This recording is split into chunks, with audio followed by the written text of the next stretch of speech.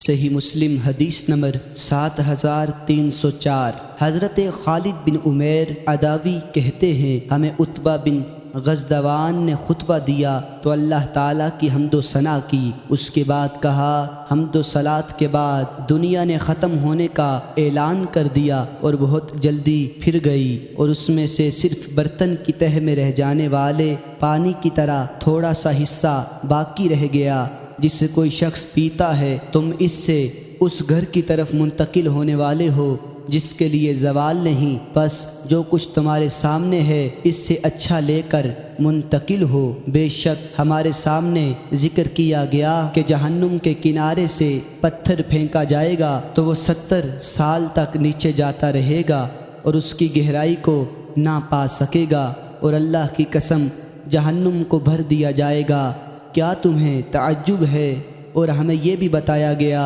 کہ جنت کے دروازوں کے 2 کناروں کے درمیان 40 سال کی مسافت ہے، اور جنت پر ضرور ایسا دن آئے گا جب وہ لوگوں کے رش سے بھری ہوگی، اور میں نے رسول اکرم صلی اللہ علیہ وسلم کے ساتھ اپنے آپ کو 7 میں